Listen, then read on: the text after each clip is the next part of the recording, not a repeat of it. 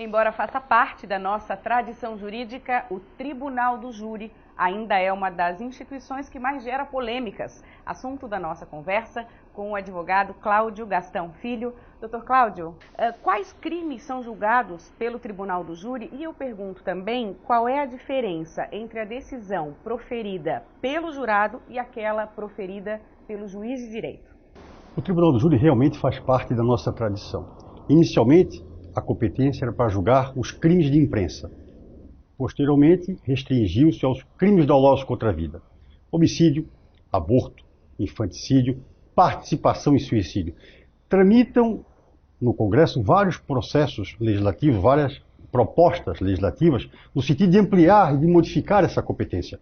Veja, pode ampliar, mas não pode restringir. O júri ele não pode ser abolido do nosso sistema jurídico, porque ele é uma cláusula pétrea da nossa Constituição. Tem projetos, por exemplo, que outorgam ao Conselho de Sentença, aos jurados, o julgamento dos crimes políticos, crimes ambientais. Veja, por exemplo, agora a questão do Petrolão. Qual seria a decisão do Tribunal do Júri, do Tribunal Popular, em relação a esses fatos? Qual é a diferença básica entre uma decisão do jurado e do magistrado? O magistrado, para absolver ou para condenar, ele tem que olhar o código. Ele está preso à letra fria da lei. O jurado não. O jurado ele tem compromisso com o intangível da sua consciência. Ele pode absolver ou pode condenar por razões supralegais, por razões que não estão no Código Penal, que não estão na lei. Por exemplo, no Rio de Janeiro, um pai de família matou um traficante. E matou o traficante por quê? Porque ele disse, deixa eu guardar droga na tua casa. Se eu não botar a cocaína na tua casa, eu vou matar a tua filha, eu vou estuprar a tua mulher. E ele já tinha feito isso. Esse pai de família, querendo proteger a sua filha, a sua família, foi lá e matou o traficante. E os jurados absolveram pela legítima defesa. Mas se nós abrirmos o código, a legítima defesa ela vem ali no artigo 25 do Código Penal. E um dos requisitos da legítima defesa é que aquela agressão seja atual ou seja iminente. Ela está acontecendo ou ela está prestes a acontecer. Não tutela a legítima defesa antecipada, a legítima defesa futura. Mas o Tribunal do Júri absolveu aquele pai de família porque ele entendeu que, diante daquelas circunstâncias, aquele ato dele foi legítimo, aquele ato dele foi justo. Coisa que o juiz de direito não poderia fazer. Agora veja, essa decisão, aquela decisão proferida pelo jurado, ela tem uma força muito maior do que uma decisão de um ministro do Supremo. O caso do Mensalão. Depois de decidido, tiveram os embargos, que inclusive modificaram aquela decisão e alguns foram absolvidos. Da decisão do júri, só cabe recurso quando tiver alguma nulidade ou quando aquela decisão for manifestamente contrária à prova dos autos. Ou seja, duas versões. Se o jurado escolher uma versão, o Tribunal de Justiça não pode cassar. Aquela versão vai prevalecer. Então vejam a força e a responsabilidade que o jurado tem. Aquela decisão ela é praticamente imutável. Na sua opinião, onde é que está a justiça, então? O que pesa mais? A decisão de um leigo ou a decisão daquele juiz de direito que estudou, se preparou, fez cursos? É difícil dizer. Eu sempre fui um entusiasta do Tribunal do Júri. Eu sempre fui um apaixonado pelo Tribunal do Júri. Mas hoje eu confesso que eu ando um pouco decepcionado. Decepcionado porque o jurado, quando ele vai participar de uma sessão de julgamento, ele já senta ali atemorizado.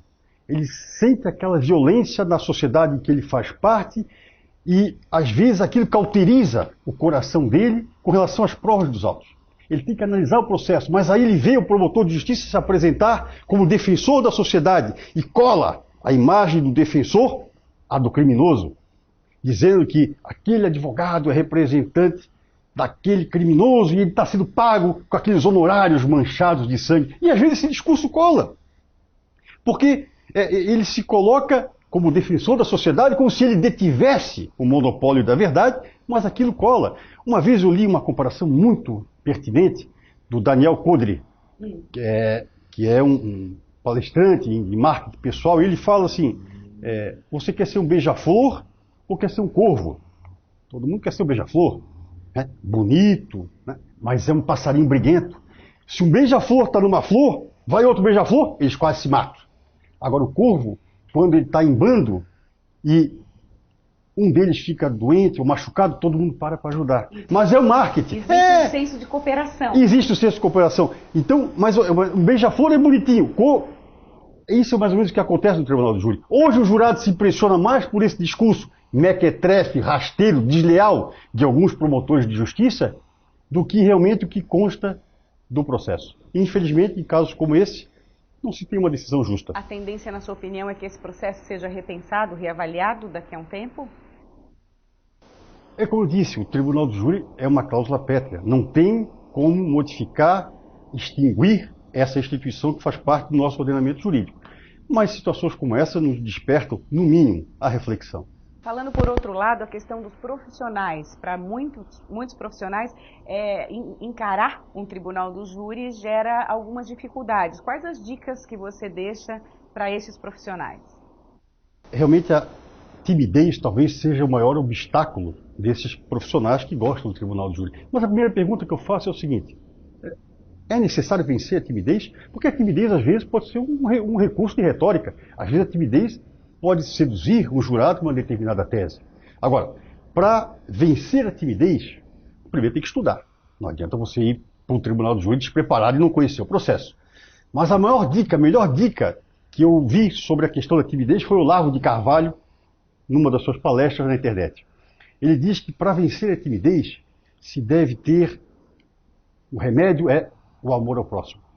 A partir do momento em que nós pararmos de pensar na gente, pararmos de pensar no eu e olharmos o próximo com fraternidade, com carinho, a timidez vai desaparecer. Muito obrigada. Eu que agradeço. A gente espera que você tenha gostado e até a próxima.